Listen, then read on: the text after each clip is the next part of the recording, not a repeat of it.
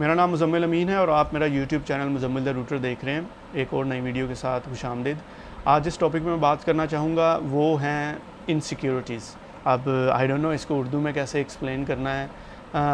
चलें, जो आगे मैं वीडियो में इसको एक्सप्लेन करूँगा उससे ये लफ्ज़ और खुलकर सामने आ जाएगा। मुझे इसका उर्दू का सही वर्ड अगर मैं शायद कोशिश करता इसको ढूंढने की मिल जाता। एनीवे, इनसिक्योरिटी समथिंग ये चीज़ें हैं जो हम अपने माइंड के अंदर बहुत स्ट्रॉन्गली किसी चीज़ के बारे में या किसी वाक़या के बारे में या किसी पर्सन के बारे में, किसी इंसान के बारे में रखते हैं।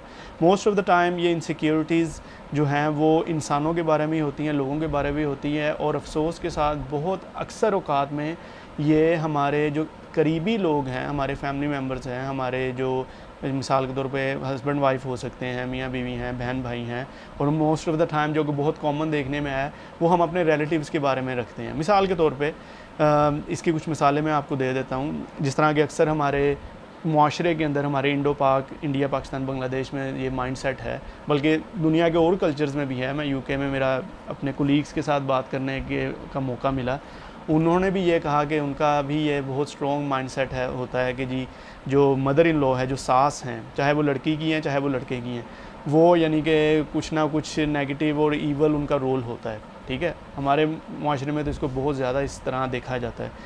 तो और जिस तरह फूफियाँ हैं कि जो आपके फ़ादर की, आपकी जो आंटियाँ हैं, आपके फ़ादर की सिस्टर्स जो हैं, फूफियों का रोल जो है वो बहुत नेगेटिव समझा जाता है। ठीक है, और इस तरह के नेगेटिव कॉन्सेप्ट्स हैं, नेगेटिव माइंडसेट्स हैं जो हम लेकर चल रहे होते हैं। कुछ तो कल्चरल हैं जिनकी मैंने आपको एग्जांपल दी, कुछ जो होते हैं वो हमने हमारे साथ किसी के साथ मिसाल के तौर पे हमारी अनबन हो गई, कोई बात हुई, ठीक है, वो हमारे रिश्ते में एक दरार आ गई। अब हम क्या करते हैं, हम कोई भी चीज़ होती है या छोटी भी माइनर से भी कोई भी बात होती है, हम उन चीज़ों को जो है वो बहुत ज़्यादा उस वाक़ये के साथ लिंक कर चल रहे होते हैं जो हमारा उसके साथ बुरा एक्सपीरियंस रहा। ठीक है, वो आर्गूमेंट की शक्ल में भी हो सकता है, वो फ़ाइट की शक्ल में भी हो सकता है, वो किसी शक्ल में भी हो सकता है। अब मेरी काउंसलिंग के एक्सपीरियंस में मैंने यही देखा है कि ये जो इनसिक्योरिटीज़ हैं, इसकी मेन जो कॉज़ है वो है लैक ऑफ ट्रस्ट। कि आपका जो ट्रस्ट, आपका जो इत्मीनान होता है वो उस लेवल तक नहीं होता जिस लेवल तक होना चाहिए। और चीज़ों और रिश्तों के ब्रेक होने की, टूटने की वजह भी, जो रिश्तों में दरारें आई हुई हैं और घरों के अंदर जो एक बेयकीनी और बेसुकूनी की फ़ज़ा है, वो भी इन इनसिक्योरिटीज़ की वजह से ही है। शोहर जो है वो बीवी की तरफ से सिक्योर नहीं है मेंटली, जो बीवी है वो शोहर की तरफ से सिक्योर नहीं है। ठीक है, दोनों अगर किसी को मोबाइल पे अगर किसी से बात कर रहे हैं, उनको थोड़ा सा शक शुरू हो जाता है। अगर शोहर लेट आ रहा है उसको तब शक शुरू हो जाता है। बीवी का अगर कुछ मूड अच्छा है तो वो शक में पड़ जाता है, आजकल तो बड़ा अच्छा मूड है भाई, इस तरह की चीज़ें हैं हमारे मुआशरे में। ये तल्ख़ हकीकतें हैं जो हम ये लेकर चल रहे हैं। इन हकीकतों को बजाय कि हम अपना मुहासबा करने के, हम क्या करते हैं कि हम ब्लेम गेम करना शुरू कर देते हैं। नहीं, तुमने ऐसे कहा था, उसने ऐसे कहा था, मैंने यहाँ से सुना, मैंने यहाँ से देखा, मैंने उस तरह देखा, मैंने तुम्हारा फ़ोन देखा, जो भी देखा। ठीक है, लेकिन बात यही आ जाती है कि आप 100% सर्टन तो नहीं है।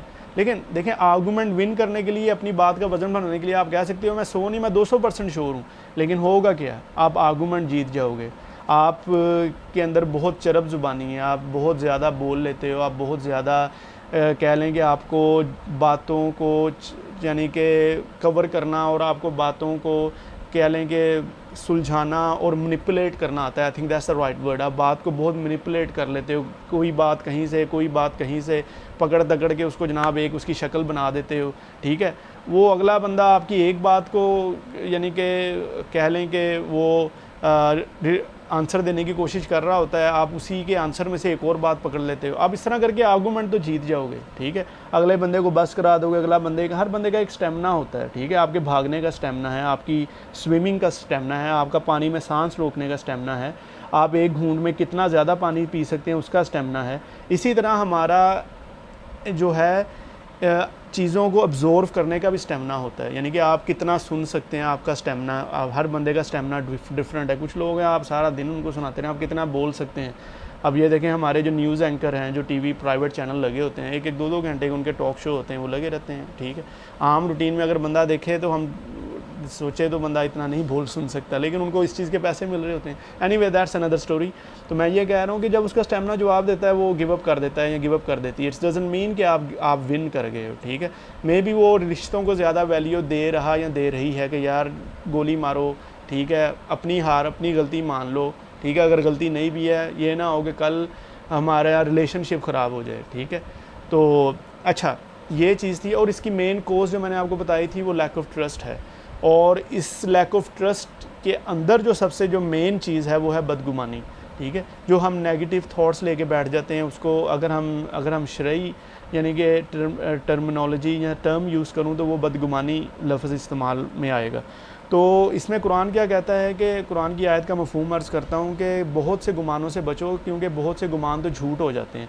लेकिन हमारे माइंड में कोई बात आ जाती है ना, हम समझते हैं कि हमारे आलीशान माइंड में ये बात आई है, यह तो गलत हो ही नहीं सकती, मैं तो बहुत महान हूँ, मैं तो बहुत पढ़ा लिखा हूँ, मेरे पास तो पता नहीं दुनिया का भी नॉलेज है, दीन का भी नॉलेज है, मेरी तो उम्र इतनी हो गई है, मैं तो उंगली के इशारे से मोबाइल चला लेता हूँ, एक उंगली के ऊपर मैं पूरी मोबाइल के अंदर एक पूरी दुनिया एक मेरे हाथ में है। माइंड में ये चीज़ें ना भी हो, लेकिन हमारे लाशऊर में होती हैं ये चीज़ें, ठीक है, जिसकी वजह से हम अपने आप को बहुत जो है ना वो क्या कहते हैं टर्नैल और फन्ने खां समझते हैं, ठीक है।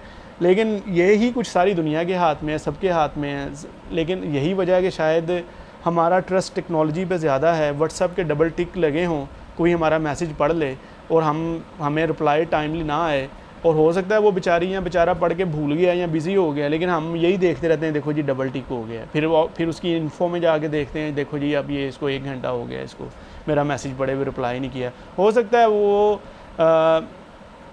ड्राइव कर रहा या ड्राइव कर रही थी, ग्रीन ट्रैफिक सिग्नल आया, रेड लाइट पे उसने आपका मैसेज देखा, ठीक है, तो आगे एक सिग्नल ग्रीन हो गया, ट्रैफिक चल पड़ी, अब वो ड्राइव कर रहा है या ड्राइव कर रही है, लॉन्ग रूट पे हैं वो, और नहीं उनको मौका मिला, अब वो ड्राइविंग पे फोकस करेंगे, आपके मोबाइल पे देंगे। ठीक है, हम लोग निगलेजेंस से काम लेते हैं, गफलत से काम लेते हैं, लापरवाही से काम लेते हैं, और ड्राइव करते हुए भी, बाइक राइड करते हुए भी मोबाइल इस्तेमाल करते हैं, नहीं करना चाहिए। लेकिन हो सकता है कि वो कहता हो कि यार ये जो मैंने मैसेज पढ़ा है इसका मुझे जो है ना ज़रा मैं इसको सोच समझ के या जो भी है फ़ारग हो के जवाब देता हूँ, तब तक वो भूल गया। लेकिन हमने वो डबल टिक देख लिया है, वो जी बंदा ऑनलाइन है जी, जवाब नहीं दे रहा, बंदा ऑनलाइन है, ठीक है, लेकिन अब वो ऑनलाइन का मकसद ये तो नहीं हो सकता है कि वो घर के वाईफाई से कनेक्ट और वो ऑनलाइन शो हो रहा हो और दूसरी तरफ वो मोबाइल पे बात कर रहा हो, ठीक है, और लेकिन आपको वो ऑनलाइन शो हो रहा है। हम लोगों ने इन चीज़ों को, बहुत माइनर चीज़ों को बहुत ज़्यादा वैल्यू देना शुरू कर दी। मे भी हम बहुत ज़्यादा टाइम इनके साथ गुजारते हैं, मोबाइल के ऊपर साथ जुड़े रहते हैं, इसीलिए मोबाइल के साथ हमारा ट्रस्ट ज़्यादा हो गया है, ठीक है। तो मेन चीज़ें यही हैं कि आप कम्युनिकेट करें, बजाय कि अपनी बदगुमानी की तहें जो हैं वो लेयर से अपने ऊपर बिछाते जाएं, ठीक है। इसकी सुन के बदगुमानी की एक लेयर बिछा ली, फिर अपनी माइंड से सोच के एक बिछा ली, कुछ चीज़ देखी, ट्रेलर देखा और आपने पूरी स्टोरी अपनी फ़िल्म ही पूरी अपनी तरफ से माइंड में घड़ ली, ठीक है। वो इंग्लिश की एक सेइंग है ना, नेवर जज a book by its cover, कि किसी भी किताब को उसके कवर से जज ना करो कि इसका कवर बहुत खस्ता सा है तो ये किताब भी बोरिंग होगी, ओह इसका कवर तो बहुत अच्छा है, इसके ऊपर तो गोल्डन लाइनिंग बनी हुई है, ठीक है, ये तो बड़ी मज़ेदार किताब होगी, बड़ी इंटरेस्टिंग किताब होगी, ठीक है। मे बी वो हो ही ना, मे बी उसने कवर के ऊपर ही सारा फोकस किया और अंदर से किताब जो है वो बोरिंग हो। लेकिन जो खस्ता किताब जिसको आप बोरिंग समझ रहे हैं, हो सकता है कि वो बहुत इंटरेस्टिंग हो, उसके अंदर बहुत से सक्सेसफुल लोगों की सक्सेस स्टोरीज़ हों, हो सकता है, ठीक है। लेकिन इसी तरह हम ज़िंदगी में करते हैं कि हमने एक माइंड घड़ ली होती है, जिस तरह के मिसाल के तौर पे हमारे माशरे में है, अगर किसी शख्स की एक से ज़्यादा बेटियाँ हो जाएँ तो ये समझा जाता है कि ये जो अब शोहर साहब हैं या बच्चियों का वालिद है, ये नाखुश होगा, या इसके साइड की फ़ैमिली जो है, यानी कि लड़के की साइड की फ़ैमिली जो है वो नाखुश होगी कि ये तो बेटा होना चाहिए था, बेटी की होगी। और अगर हम पॉजिटिव साइड देखें, बेटी जो है वो नेचुरली जो है वो ज़्यादा अटैच जो है अपने फादर से होती है। और बहुत सोशल मीडिया पे भी अक्सर ये इस तरह की पोस्ट देखने को मिलती हैं कि the daughter's first hero is her father, कि उस लड़की का सबसे पहला हीरो जो होता है वो उसका बाप होता है, ठीक है। अब जो लड़का है वो ज़्यादा अटैच माँ से होता है एक उम्र के हिस्से तक, ठीक है। लेकिन हमारे माशरे में ये चीज़ें चल पड़ी हैं। इसी तरह अगर हम औरतों की लें, अगर किसी औरत का घर ख़राब होता है, चाहे वो शोहर जालिम था, बुरा था या जैसे भी था, डिवोर्स होगी, सेपरेशन हो गई, अब ब्लेम फिर औरत को ही किया जाता है कि जी ये औरत की वजह से हुआ है, इसको घर बसाना नहीं आया, इसको घर संभालना नहीं आया, ये अच्छी बीवी नहीं थी, ये अच्छी माँ नहीं थी, अगर अच्छी होती तो इसको तलाक क्यों होती। तो अगेन हमने ये नेगेटिव थॉट्स जो हैं सोची हुई हैं। मर्द है, औरत अगर कहीं किसी जगह दो आंसू बहा कर अगर कोई अपने शोहर की बुराइयां बयान कर देती है, उसको सारे रिश्तेदारों की, सारे मुआशरे की, सारे यानी कि कह लो कि गली मोहल्ले की सिंपथी मिलना शुरू हो जाती है। वो जी वो रो के वो अपने शोहर की जी बात बता रही थी, इसका मतलब वो सच्ची आंसू ऐसे तो नहीं निकलते। अब हमें पता है कि औरतों की टंकी तो वैसे ही फुल रहती है, आई एम सॉरी टू से। देयर इज़ अ सेइंग के never trust on crying woman and laughing man, के कभी भी किसी रोती हुई औरत और हंसते हुए मर्द का जो है वो एतबार ना करो, ठीक है, क्योंकि औरत जो है वो इमोशनली वीक होती है। मर्द जो है वो ये है कि उसने एक हमारा ये होता है कि बात को इग्नोर करने के लिए या बात को कह लें कि टालने के लिए, जिस तरह भी अक्सर मर्द जो है वो हंस के बात टाल देते हैं। मैं वैसे एग्जांपल आपसे बात करूं, मैं ये नहीं कह रहा कि अब सारे मर्द इस तरह के ही होंगे, बस देयर इज़ अ वो सेइंग थी, एक इंग्लिश कहावत थी जो मैंने आपको ट्रांसलेट करके थोड़ा सा एक्सप्लेन करने की कोशिश की।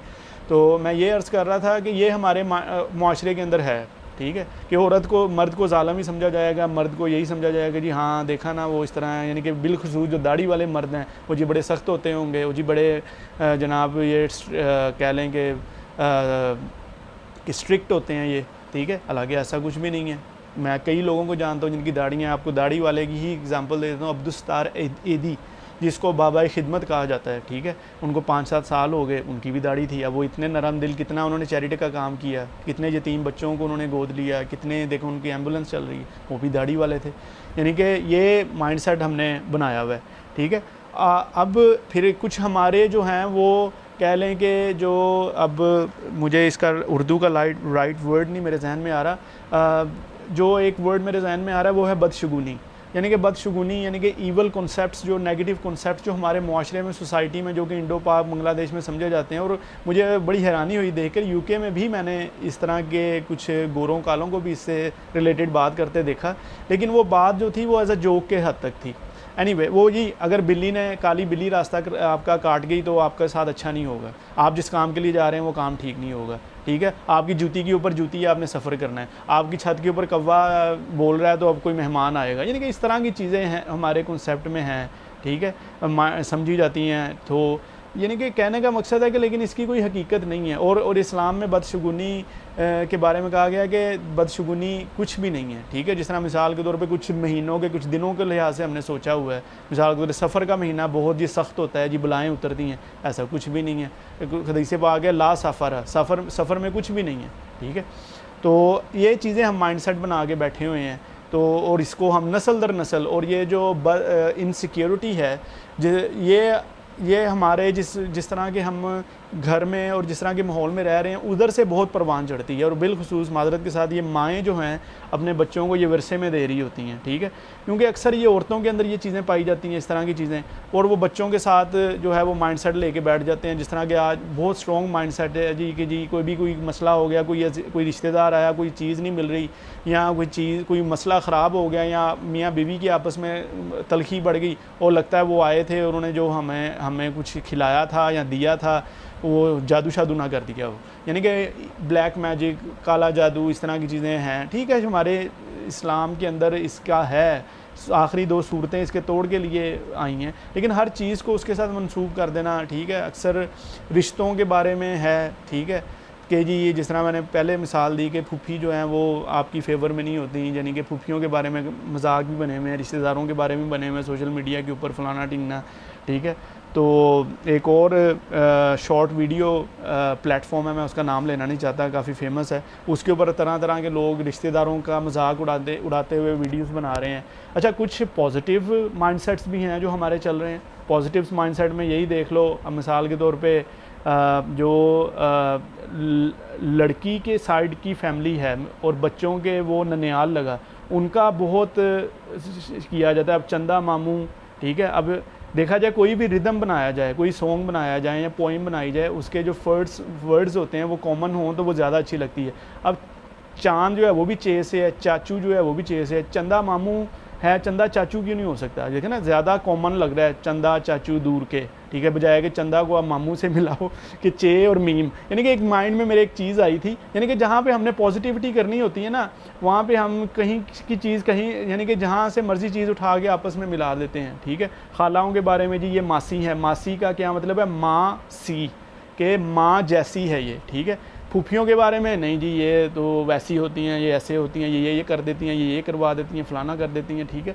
हमने ये चीज़ें बनाई हुई हैं, लेकिन मैं फैमिलीज़ को जानता हूँ कि उनकी माशाल्लाह फूफियाँ भी अच्छी हैं, उनके यानी कि ददयाल ननियाल सारे अच्छे हैं।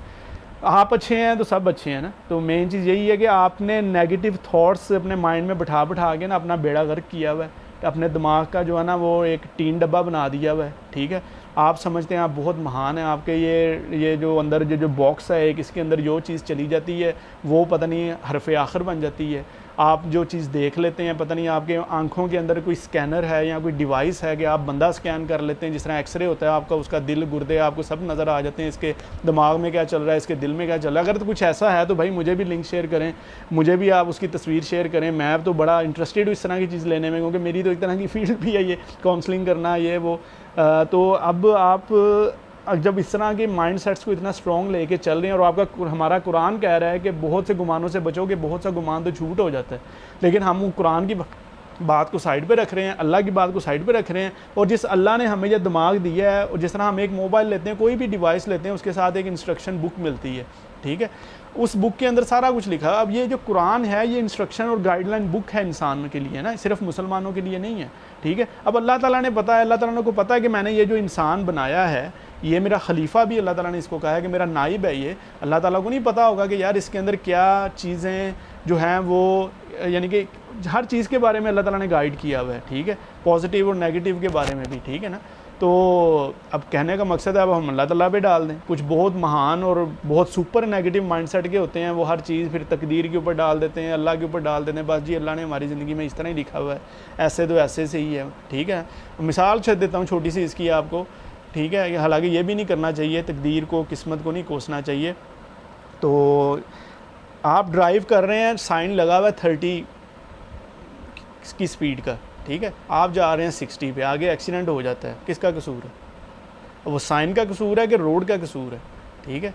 हमारा पता क्या होता है, और मैंने ये जनरल एक देखा है, मेरे सामने भी कुछ एक्सीडेंट हुए हैं। अगर कोई किसी की गलती होती है, लगे वो इधर उधर देखता है एकदम से, वो देखता है कि अब मैं ब्लेम किसको दूँ, ठीक है। तो वो ब्लेम ये है कि अगर उसको पता है ना मेरी गलती भी है, उसने इधर उधर जल्दी जल्दी देखना है, चाहे उसका ब्लीडिंग हो रही है, कुछ हो रहा है, ठीक है, उसका बुरा हाल है, लेकिन उसने देखना है कि मैं ब्लेम किसको दूं। अब उसको भी पता है मैं ओवर स्पीडिंग कर रहा हूँ, अब उसको भी पता है कि जो एक्सीडेंट हुआ है वो मेरी गलती से हुआ है, बल्कि मैंने दूसरे का उल्टा नुकसान किया है, ठीक है। लेकिन हमारे एक माशरे के अंदर एक चीज़ बन चुकी है ब्लेम गेम, कि ब्लेम गेम करो और अपना काम निकालो, और अपने आप को जो है ना वो दूध में से मक्खी की तरह निकाल के साइड पे रख दो, ठीक है, तो बाकी अगले के ऊपर डाल दो सारा। एनीवे, आप हमें चाहिए कि हम अपनी इनसिक्योरिटीज़ के ऊपर काबू पाने की कोशिश करें। इसका जो स्पिरिचुअल जो रूहानी तरीका वो यही है कि लाहौल शरीफ पढ़ा जाए जब भी इस तरह का नेगेटिव ख्याल आए। जो आखिरी 2 सूरतें हैं, सूरह फलक, सूरह नास आए। सूरह नास के अंदर एक आयत के अंदर वसवास का जिक्र हुआ है कि अल्लाह मैं वसवसों से, यानी कि मफहूम अर्ज़ कर रहा हूँ, मैं तेरी पनाह मांगता हूँ। यानी कि अब ये देखें ना, हम पनाह भी मांग रहे हैं तो वसवसों से मांग रहे हैं, ठीक है, अल्लाह ताला की पनाह मांग रहे हैं। इसका मतलब कि ये कुछ दिमाग के अंदर जो सारी टेक्नोलॉजी या सारा डाटा है ना वो पॉजिटिव नहीं है। तो इसमें यह है कि अगर हो तो फिर अल्लाह से हम पनाह ना मांगे। अब देखें, एक शैतान से हम पनाह मांग रहे हैं, फिर उसी कुरान के अंदर हम अपने वसवास से, जो शैतान की तरफ से या हमारे नफ्स की तरफ से हमारे अंदर ये थॉट्स आती हैं, उससे मांग रहे हैं। तो इसके ऊपर हमें गौर करना चाहिए। सिंपल सी और सादा सी ज़िंदगी गुजारनी चाहिए। जो आप देखें, जितना देखें उसके ऊपर यकीन करें। अगर आप सुने तो उसकी तहकीक कर लें, तहकीक भी पॉजिटिव अंदाज से करें, थानेदार या इंस्पेक्टर बन के ना करें। तो अब मिसाल के तौर पे हदीस पाक एक और मेरे जहन में आ गई, वीडियो थोड़ी सी लेंथी हो गई है, तो वो ये थी हदीस पाक के, उसका मफहूम है कि किसी शख्स के झूठा होने के लिए इतना काफ़ी है कि वो सुनी सुनाई बात को बग़ैर तस्दीक आगे बयान कर ले। तो आप देखें हम क्या करते हैं, किसी ने बात सुनी, ठीक है, आगे बयान कर दी, ठीक है। तो हमारे पॉलिटिशियन भी यही कुछ करते हैं, जलसों के अंदर अपनी प्रेस कॉन्फ्रेंसेस के अंदर उनको पता है आवाम लाई लग सी है, इन्होंने कौन सा किसी से इंक्वायरी करनी है या पूछना है या खींचना है, ठीक है, तो बिरयानी की प्लेट खिला के बाद में इनसे वोट ले लेंगे। Anyway that's another side. तो कहने का मकसद है कि ये आउटकम्स बनते हैं जब आप नेगेटिविटी को अपने माइंड में रखते हैं, इनसिक्योरिटीज़ रखते हैं और बहुत ज़्यादा जो है अपने आप को इनसे फुल रखते हैं। आप सबसे पहले ओवर स्ट्रेस और ओवर बर्डन खुद रहते हैं, आप खुद एंग्जाइटी, डिप्रेशन और माइग्रेन का शिकार होते हैं, ठीक है। आपकी ज़िंदगी में सुकून नहीं रहता, आपकी नींद कम हो जाती है, ठीक है। तो आपके रिश्तों में से सबसे पहले मैं कहूँगा बरकत ख़त्म हो जाती है, क्योंकि हर घर का फ़र्द एक दूसरे के बारे में एक स्ट्रॉन्ग नेगेटिव माइंडसेट लेके बैठा हुआ है, ठीक है। तो इसमें यह है कि एक दूसरे से दरगुजर से काम लें और ये जो इस तरह के माइंडसेट्स हैं इनको अपने से छुटकारा दें, चाहे वो कल्चरल हैं जिस तरह मैंने आपको मिसालें दी, चाहे वो रिश्तों की वजह से हैं जिस तरह मैंने आपको इन रिश्तों की भी मिसालें दी कि रिश्तों की वजह से हम लेके बैठे हुए हैं, चाहे वो हमारी अपनी आदत बन चुकी है, हमें वो फैमिली की तरफ से या हमारे ख़ानदान के अंदर हैं ये चीज़ें, जिस वजह से भी हैं। अगर हमें कोई बीमारी लगती है, कुछ फैमिली डिजीज़ भी होती हैं, किसी को फैमिली की वजह से शुगर होती है, तो हम उससे एहतियात करते हैं। ये स्पिरिचुअल बीमारियां हैं, ये रूहानी बीमारियां हैं, कल्बी बीमारियां हैं, और ये जो जिस्मानी बीमारियां हैं वो इंसान का जिस्म ख़राब करती हैं, सेहत ख़राब करती हैं, और ये जो स्पिरिचुअल बीमारियां ये इंसान का ईमान ख़राब करती हैं। और मुसलमान का सबसे कीमती सरमाया उसका ईमान है, अपनी सेहत की। जहाँ हम ज़ाहरी सेहत की हिफाजत करते हैं, हमें अपनी बातनी यानी कि अपनी रूहानी सेहत की भी हिफाजत करनी चाहिए। इससे हम हल्के फुल्के रहते हैं, जहनी सुकून हमें मिलता है और हशाश बशाश रहते हैं, हम एक्टिव रहते हैं, ठीक है। अपना और इस चैनल का बहुत सा ख्याल रखिएगा। टेक केयर, खुदा हाफिज़।